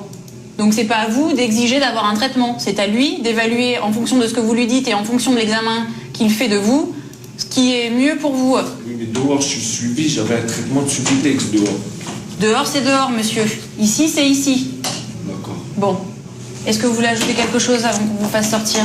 Ah, je demande la clémence. C'est ce que je demande. Bien. Me laisser une chance. Une petite chance. Allez, vous sortez, la commission va délibérer. Le jeune homme risque plusieurs semaines de QD, de quartier disciplinaire. La commission délibère. Bon, de toute façon, moi je suis favorable pour lui mettre une sanction, c'est-à-dire qu'on lui fout du QD perm et puis également du sursis comme il vient d'arriver. Alors, qu'est-ce que vous en pensez? Moi, je pense qu'on va me mettre un bon 30 jours. 20 jours, 15 jours, 20 jours. Pourtant, en plus, c'est faux, je ne l'ai pas agressé, le médecin. J'ai parlé à mon vocabulaire, le vocabulaire du quartier qui ne lui a peut-être pas plu, quoi. C'est tout. C'est tout, je ne l'ai pas agressé du tout. Je suis calmé, aïe, ça m'a mis d'aplomb, aïe. Ça m'a mis les idées claires. Pas venir ici, c'est pas bien. La commission entre en voie de sanction et prononce 20 jours de quartier disciplinaire, dont 12 jours avec sursis. Vous comprenez la sanction? Ça veut dire que vous en faites 8, voilà, vous en avez déjà fait 3, donc il vous en reste 5, et qu'au-dessus de la tête, vous en avez encore 12. Ça veut dire que la prochaine fois que vous commettez un incident, monsieur, il y aura une révocation de plein droit du quartier disciplinaire avec sursis, plus la nouvelle sanction. On est d'accord? Vous disposez d'un délai de 15 jours pour faire un recours devant la direction régionale si vous n'êtes pas satisfait. Vous avez à signer les registres. Malgré ses promesses et malgré le sursis, le jeune homme a refait plusieurs fois du mitard pour violence sur codétenu et insulte au personnel.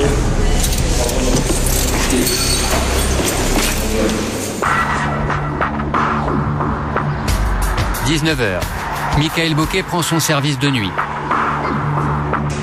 Ce soir, le chef, le bricard comme disent les détenus, c'est lui. Il sait que la nuit risque d'être agitée.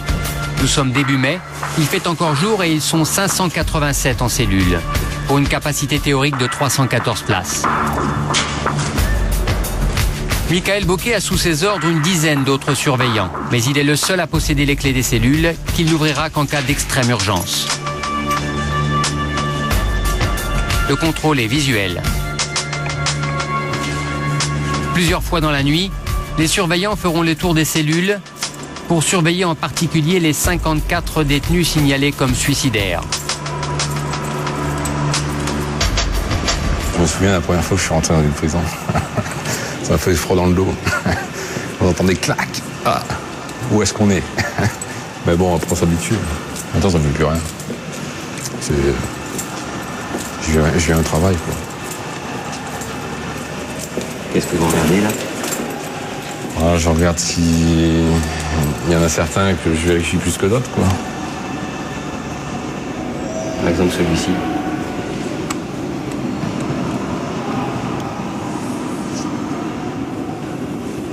Celui-ci est bizarre.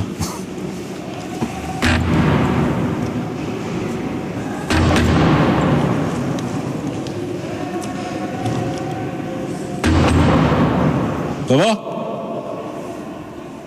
Hein? Ah bon. Bah alors couchez-vous alors. Bonne nuit. Qui c'est lui? C'est un détenu que des fois il sort et je sais pas ce qu'il prend en cours de promenade. On n'arrive jamais à trouver des cachets sur lui, mais des fois il sort et il est à droite. Donc là il était bizarre, bon il s'est levé donc ça va. Bizarre c'est quoi?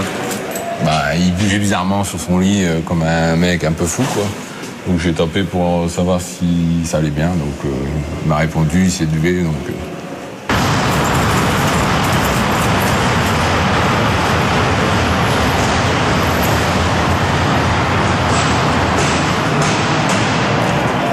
Des détenus tapent sur les portes. Michael Bocquet cherche à savoir pourquoi. C'est du foot? Non. Ou bien c'est une gonzesse qui passe. Ouais, du foot, à moins de faire. Allez, vous montez là? Allez faire taire. Bon, je vais aller voir à l'extérieur s'il y a quelque chose. Il y a des gonzesses qui savent pas quoi faire. Ils passent, les détenus leur disent fais voir tes seins et ils leur font voir. Alors bien sûr, ça les excite. Faut les comprendre aussi, mais bon, c'est interdit.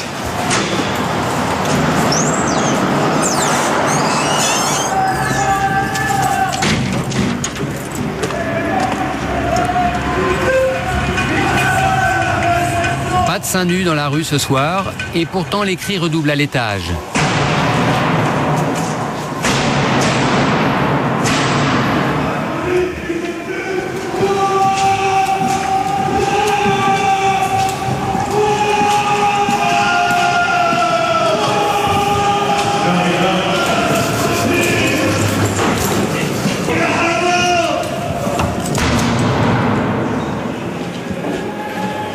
Hé, enlève-toi de la fenêtre. Toi là. Ouais. Parce que.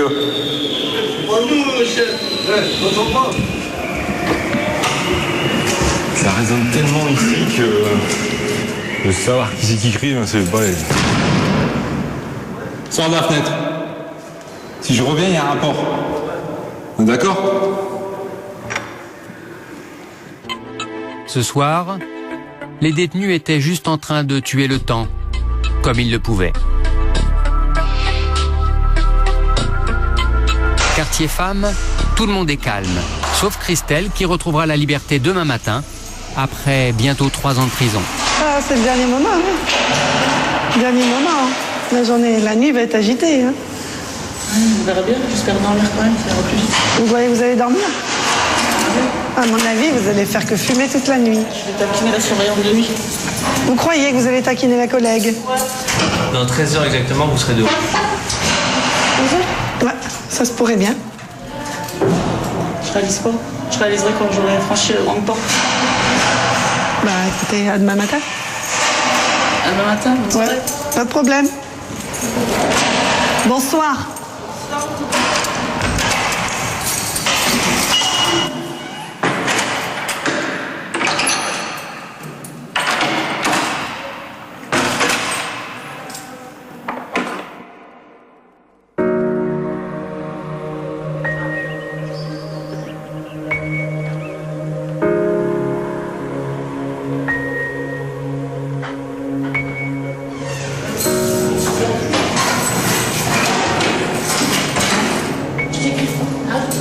salut rituel de celle qui part à celle qui reste.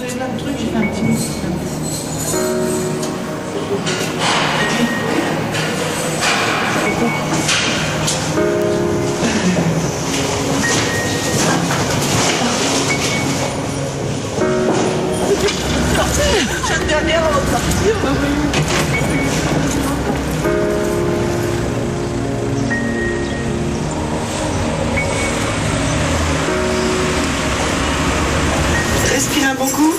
Ça y est, le bol d'air arrive.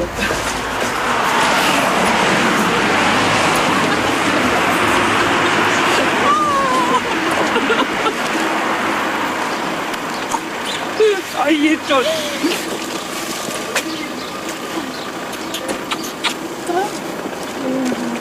Joli cœur aussi est là. Mais aujourd'hui, nous les laisserons profiter seuls de leur bonheur. Christelle nous a donné rendez-vous chez elle dans un mois. Une sortie de prison se prépare parfois des années à l'avance. Pour limiter la récidive, l'administration s'est donné pour mission de préparer la réinsertion professionnelle et sociale des détenus. Ce professeur de français donne des cours pour ces détenus qui préparent leur bac. Pour lui, si ces jeunes hommes sont derrière les barreaux, c'est le signe d'un échec social et scolaire. Quel est l'auteur qui a écrit un bouquin sur une expérience semblable à la tienne? Semblable à celle-ci? Ouais, semblable à ce que tu vis en ce moment. Corbeau et Laura. Oh, je vois pas. Les derniers jours d'un condamné à mort de Victor Hugo. J'ai entendu parler, mais je l'ai pas lu. Bah, ça c'est pareil, tu devrais le lire. Hein. Je ne vais pas vous faire le coup de Victor Hugo, ouvrez une école, vous fermez une prison, mais je veux dire, il n'y aura jamais rien de neuf. C'est forcément à l'école que tout se passe. Quand je dis école, c'est à l'école, au collège, etc. Et c'est forcément là qu'on apprend à vivre ensemble, et qu'on apprend aussi à vivre avec soi-même. C'est-à-dire c'est là qu'on construit des rêves. Et c'est sûr que quand moi, je leur ai fait au tableau, c'est simple. Comment ça marche finalement quand vous habitez Amiens? Amiens, c'est une ville ronde comme ça. Hein. Donc ici, vous avez ce qu'on appelle les quartiers nord, le pigeonnier. La prison, elle est ici, et puis la fac, elle est là. Donc les mômes qui étaient là dans le quartier nord, eux, ils ont fait ça. Et puis moi, je suis là pour qu'ils aient envie de partir du quartier nord, de traverser Amiens, puis d'aller à la fac. Et ça, pour que ça fonctionne, il faut accepter des idées peut-être aussi saugrenues que, non, il ne faut pas mettre les collèges au bas des tours d'immeubles, il faut mettre les collèges ailleurs dans la ville, puis il faut peut-être les mettre à la campagne avec un internat. Ces mômes-là, ils ont fait 282 mètres, ils sont descendus de l'immeuble, ils sont venus ici, route d'Albert, à l'hôtel des 100 000 briques. Ah, c'est comme ça qu'on dit à Amiens, l'hôtel des 100 000 briques. Au sous-sol de l'hôtel des 100 000 briques, nous avons rencontré plusieurs habitants du quartier nord.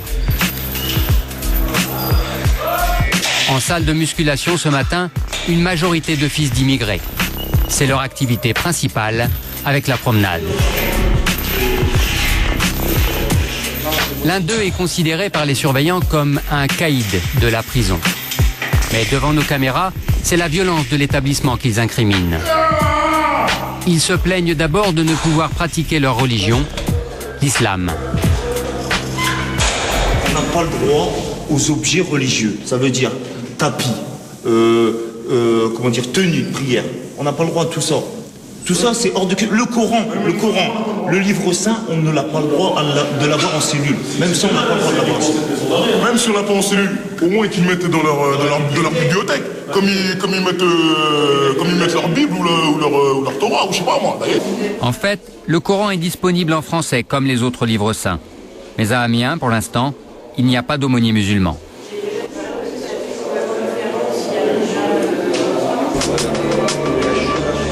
Nous avons aussi rencontré un autre habitant du quartier nord d'Amiens, Nordine.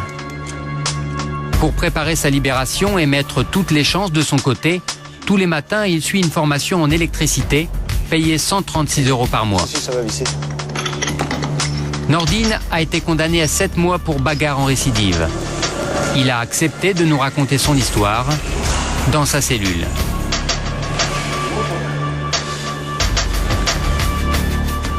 Nordine vit avec Alain, condamné pour agression sexuelle.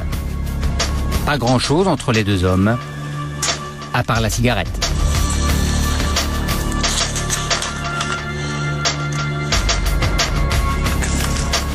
Nordine a commencé très jeune les activités illicites, entraîné par les dealers du quartier Nord. Je me dis comment que ça se fait que j'ai pas été plus tôt en prison. Parce que moi, depuis l'âge de 9 ans, j'avais 9 ans que je voyais les grands de mon quartier qui préparaient de la drogue. Donc je savais ce que c'était, à 9 ans, je savais ce que c'était du cannabis, de l'héroïne, de la cocaïne. À 9 ans, l'âge de 9 ans. Comme j'étais petit, ils me donnaient, moi, les produits à les déposer chez telle ou telle personne. Comme j'avais 9 ans, il n'y a personne qui... Il n'y a pas un policier qui va se dire, un enfant de 9 ans, il va avoir des produits sur lui, quoi.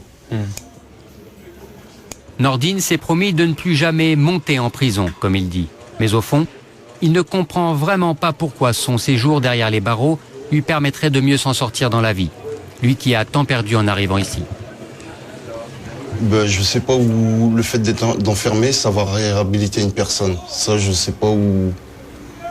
Je sais pas comment que c'est. Ils peuvent dire que le fait d'être enfermé, ça va empêcher la personne, quand elle sera dehors, de plus refaire des bêtises ou quoi.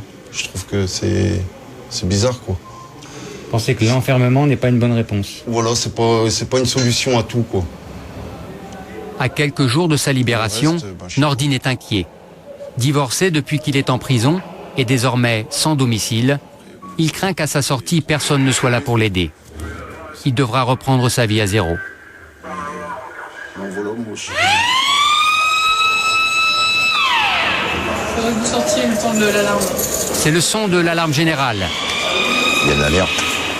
Ouais, vous retirez votre matos et parce que là, il y a... Quelque chose d'important se passe près de nous. Les surveillants sont en alerte.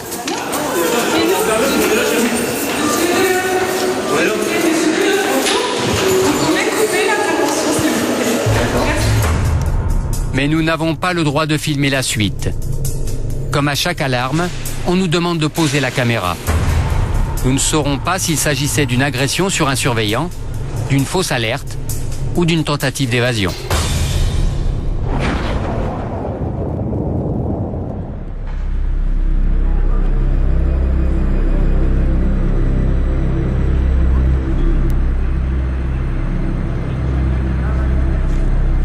À quelques centaines de mètres de la maison d'arrêt, nous sommes allés au quartier Nord.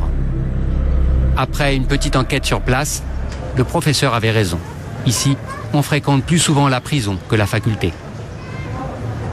Ici, au quartier, la moitié des gens que vous trouvez ici ont goûté à la prison d'Amiens. Là, tout de suite, il y a combien de personnes qui sont allées en prison? Là, tout de suite. Au moins 6. Autour de vous, là. Ouais. Le chômage et la drogue sont les problèmes principaux de ce quartier. On y est quoi. Reculé. Pourquoi j'étais en maison d'arrêt? Bah, comme plein de personnes. Je voulais faire de l'argent. On m'a tapé pour stupéfiant. Donc voilà, après j'ai fait ma peine. Le trafic de stupéfiants se poursuit entre l'extérieur et l'intérieur de la prison. C'est ce qu'on appelle lancer des missiles. Lancer un missile, c'est interdit. Si on se fait attraper, on va en prison. On pourrait vous suivre ou pas? C'est à vos risques et périls. C'est à vos risques et périls. Si un chien qui vient croquer le cul, tu le bandes à la C'est à vos risques et périls si vous faites attraper par la police. Vous allez dire quoi? L'un d'eux nous propose de nous montrer comment on jette un missile de drogue à un ami incarcéré. L'homme nous amène dans un endroit discret.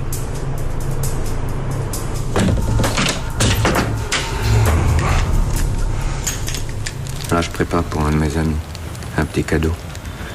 Alors ici, il y a de la cocaïne mélangée avec de l'héroïne. Et là, il y a du shit. De la bonne qualité, choix numéro 1.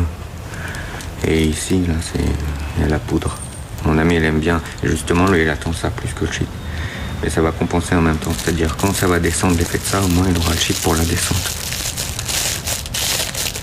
Bon, là, je ferme. Enfin, je vais le fermer, quoi.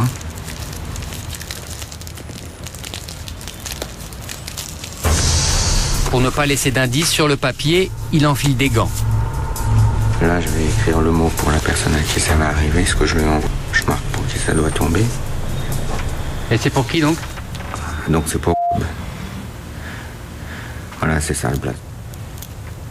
C'est un pseudo? Voilà, c'est un pseudo que tout le monde connaît. Donc dès qu'ils vont voir ce truc-là, ils sauront que c'est Abi. Ça veut dire que dans la promenade, dès que ça va tomber, il n'y a personne qui le voleront parce qu'il y a son blaze qui est marqué. Le gars à qui j'envoie, c'est pas lui qui va ramasser. Par contre, il va dépanner un truc au ramasseur. Il va lui dépanner un petit truc au ramasseur. Il va gagner quelque chose dessus, celui qui va ramasser. Et qui va lui faire remonter.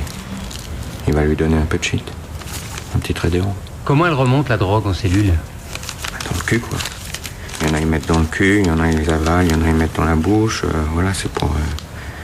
c'est un système pour remonter le produit sans être attrapé, quoi. Je vais jeter le papier, parce qu'il peut rester comme preuve, on le jette. Nous l'accompagnons jusqu'à l'endroit où il va lancer le missile. Un endroit où la police attrape régulièrement des lanceurs de drogue. C'est juste ici, à droite là.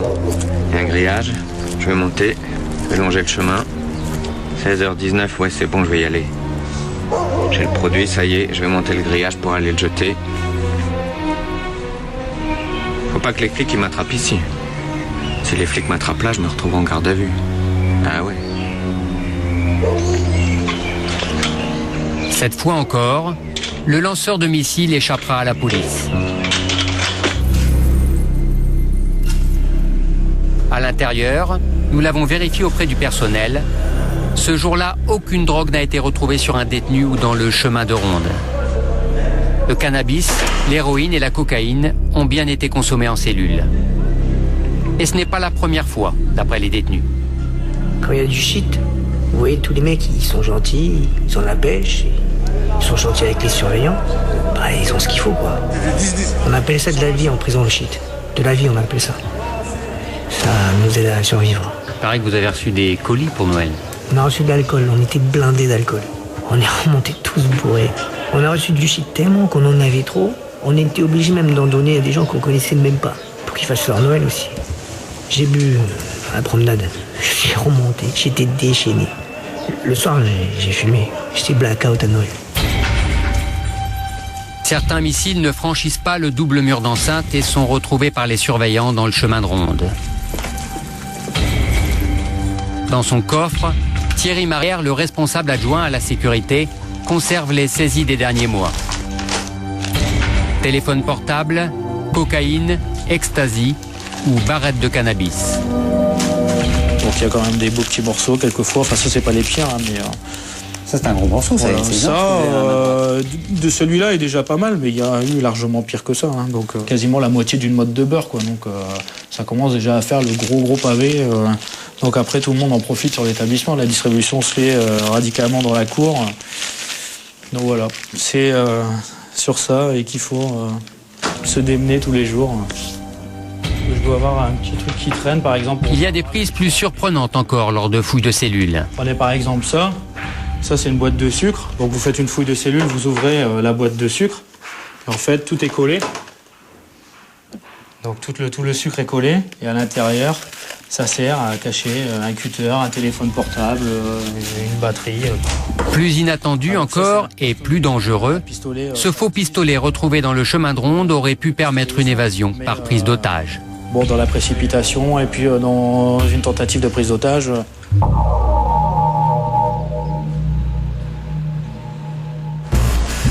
Nous avons retrouvé Nordine une semaine après sa libération. Rappelez-vous, c'est le garçon qui transportait de la drogue pour le compte de dealers dès l'âge de 9 ans. Nordine a retrouvé la liberté et son droit à l'image. Il a décidé d'apparaître à visage découvert pour nous présenter le petit quartier derrière la maison d'arrêt où il a vécu pendant 20 ans. Voilà, c'était mon ancienne maison, ici. J'en ai mis des voitures dedans, j'en ai mis des motos. La chambre de l'autre côté de mon père, et celle-ci, elle donne aussi de l'autre côté. Donc tu avais vu sur la maison d'arrêt? Ah ouais. Dans puis, ta chambre. Voilà, et puis la chambre de mes sœurs aussi avait vu sur la maison d'arrêt. On rentrait ici dans le jardin, Et puis on prenait les bouteilles, on les jetait comme ça. On mettait les paquets de clopes pareil, on mettait pas de cigarettes. On leur achetait, on mettait du scotch, un caillou à côté, on jetait et hop, ils récupéraient. Si on m'aurait dit, t'es gosse, un jour tu vas te retrouver en prison, moi je n'aurais pas cru et personne de tout mon entourage n'y aurait cru aussi. Franchement. Pourtant, à l'époque, Nordine connaissait déjà bien la prison, mais pour d'autres raisons. Quand j'étais petit, je venais ici, là, ici. Il n'y avait pas d'autre entrée là-bas. C'était le mur comme ici. Il n'y avait que cette entrée-là. Et regardez, je sonnais, il y a quelqu'un qui venait ouvrir là. Vous avez vu? Ça existe encore. Moi, j'étais tout petit comme ça, je disais, c'est monsieur Nordine, et je viens chercher monsieur Ghislain Young. C'était le fils du directeur en ce temps-là. Et j'ai monté, il habitait au 2e ou au 3e étage. Et vous alliez jouer avec le fils du directeur? Voilà, ici dans la cour de la prison, là devant. On voyait même les prisonniers qui jardinaient, tout ça. Depuis sa libération, Nordine n'a qu'une priorité, retrouver du travail au plus vite. Tous les jours, il fait le tour des agences d'intérim et propose ses services comme électricien. Sur son CV, un trou de 6 mois qui correspond à son séjour derrière les barreaux. Vous savez, j'ai 9 ans d'expérience, je sais faire de tout, quoi. En ce moment, comme j'ai vraiment besoin de travailler, que si autre chose s'offre à vous, parce que j'ai déjà travaillé à la chaîne, j'ai déjà fait les vendanges. D'accord, dernière expérience professionnelle, c'était en janvier 2006. Ouais. Merci, au revoir. Au revoir, bonne journée.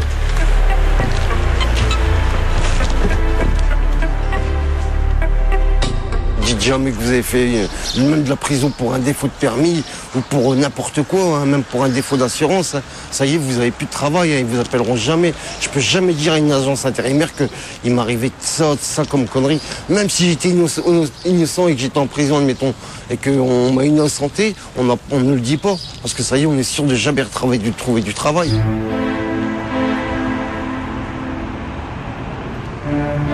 Après une semaine de recherche, Nordine n'a pas de travail en vue. Mais il y a pire. Ce soir, il ne sait pas où dormir. Les amis qui le logeaient jusqu'à présent l'ont lâché. Comme beaucoup d'anciens détenus, son séjour en prison l'a rendu plus fragile.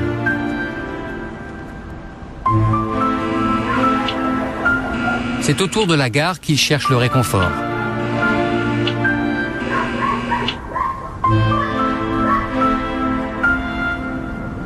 C'est ironique quand même, parce qu'on se dit, ouais, en prison, je sais que là, je serai pas dehors, tu pourrais avoir la télé, si j'aurais envie de boire un café, il y a le thermoplongeur, souvent dans la cellule, comme j'avais formation, on touche de l'argent, donc on peut se continuer. C'est vrai que c'est ironique, mais moi, je préfère la liberté. Franchement, je préfère être libre que d'être enfermé en prison, quoi. Maintenant, c'est à moi de me démerder pour vivre, pour survivre, voilà, pour vivre dans un monde qui cesse d'évoluer à une vitesse sidérante. Et voilà, quoi. Donc il va falloir que je prenne le train en marche comme tout le monde. Et voilà, que j'arrive à ma destination jusqu'à la fin de ma vie dans les meilleures conditions possibles. Nous devons quitter Nordine car nous avions donné rendez-vous à Christelle 1 mois jour pour jour après sa libération. Elle est retournée vivre chez ses parents, mais elle n'y passe pas beaucoup de temps. De terre d'un midi, je les fais réchauffer au micro-ondes et puis la pintade froide. Et voilà, on assaisonnera après. On attendait un peu plus quand même. Oui, quand même. J'aurais pas cru qu'elle était comme ça quand même. Non, elle nous a pensé la voir, je sais pas, bon, elle est gentille, c'est pas ce que je veux dire, mais comment que je pourrais dire ça? Non, mais qu'elle reste manger quand même le midi ou bien le soir avec nous. Un peu plus de gratitude. Qu'elle ait quand même plus une vie de famille. Voilà, c'est ça, oui. Donc, bon. Parce que nous, pendant 2 ans et demi qu'elle était enfermée, croyez-moi que. Bon, elle a été entre 4 murs. Nous, on était à la maison, mais c'était triste pour nous quand même. Hein. Pour nous, c'est pas une vie non plus. Hein. Ça a été triste pour nous. Parce qu'on a été déçus quand même. Hein. La voilà. Je crois que la voilà.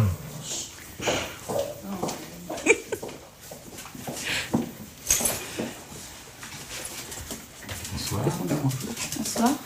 Donc là, tu reviens, on te voit pas plus, ou qu'on te fait? Vous êtes content pour moi, je sors. Oui, je sais bien, mais nous, on aimerait avec des amis, je me promène.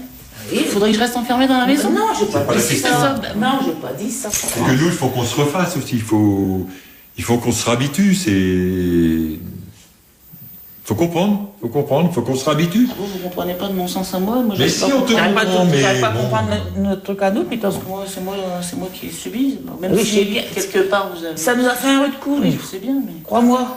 Toi, c'est sûr, je te dis, t'étais enfermé, mais nous, on était dehors, mais on a souffert autant que toi, hein. Crois-moi. Hein. Faut pas croire, hein.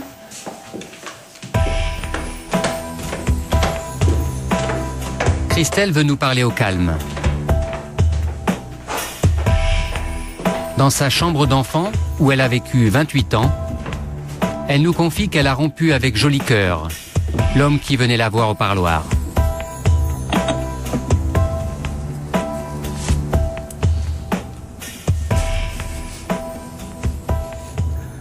J'ai brisé le cœur. Je suis pas encore prête, faut que je me reconstruise moi d'abord. Parce que je me dis, j'ai 31 ans, 32 ans, fin d'année, je suis vieille. J'ai hâte d'avoir ma vie de famille à moi, mais après ce que je viens de vivre, je pense pas que c'est le moment idéal, en fait.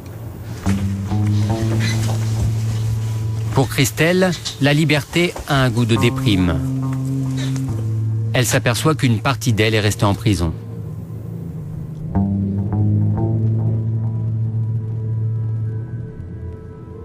On n'oublie pas du jour au lendemain d'où on sort.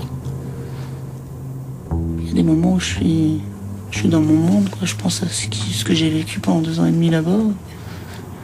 C'est vrai que là-bas j'avais pris mes repères, 2 ans et demi. C'est dur en sortant après, il faut reprendre ses repères à l'extérieur. Même si j'ai toujours été dans cette maison, au départ je me sentais un peu paumée. Mais en fait c'est peut-être un peu de la dépression, on a des moments de cafard. Vous voulez dire qu'il y aura une forme de dépression ouais. Post-prison? Ouais. Mais c'est vrai que là, pour l'instant, je suis encore un peu fragile. Comme Christelle, beaucoup d'anciens détenus souffrent de dépression. À Amiens, ces dernières années, plusieurs femmes se sont suicidées la veille ou peu après leur libération. Personne ne sera indemne de la prison.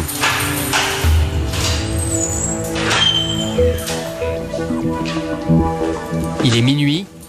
Nordine s'est résolu à passer la nuit discrètement dans une cave, sous l'appartement d'un parent dont il a conservé la clé.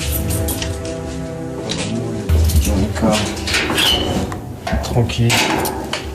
Ici, dans la cave là, je fais un peu de place et c'est ici que je vais dormir. Vous pourriez dormir combien de temps dans cette cave? Bah, le temps qu'il faudra. Le temps qu'il faudra. Le temps qu'il faudra.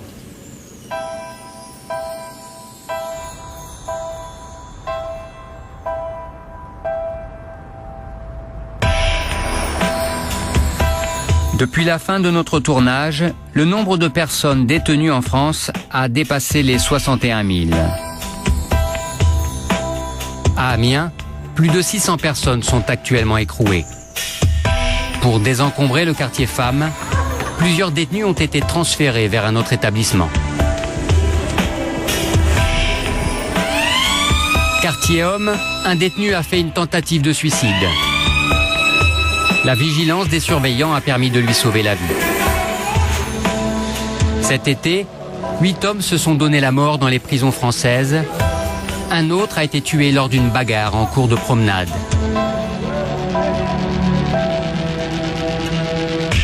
Isabelle Liban, la directrice de la maison d'arrêt d'Amiens, a été promue à la direction régionale pénitentiaire de Lille. Voilà, levez un peu. Voilà. Kevin, qui avait frappé sa compagne, a reçu d'elle plusieurs lettres d'amour. Elle lui pardonne de l'avoir battu et lui promet d'être là pour lui à sa sortie. Je t'aime mon bébé d'amour. Ouvre vite, je t'aime à mort. Je peux même passer une paire d'années derrière les barreaux. Combien? Oh, je suis bien 20 ans quand même. L'ancien a reçu une lettre d'une de ses filles qu'il avait quittée à l'âge de 2 ans. Aujourd'hui, elle en a 16 et voudrait voir son père.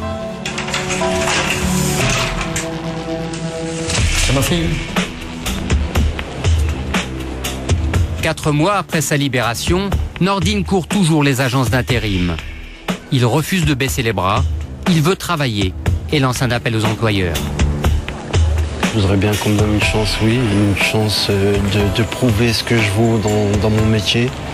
C'est-à-dire, en l'occurrence, électricité. Voilà, je voudrais qu'on me donne une chance, qu'on me prenne à l'essai pour voir vraiment ce que je vaux, quoi.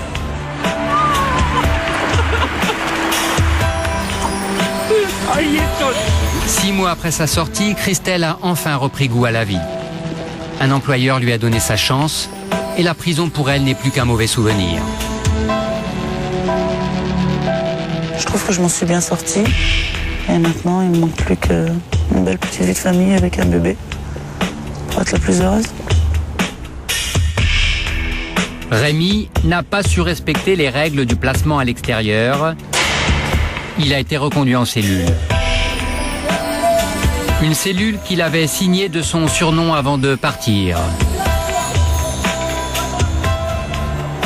Mais comme on dit là-bas, n'écris jamais ton nom sur le mur. Tôt ou tard, tu reviendras l'effacer. Voilà, Rachida Dati.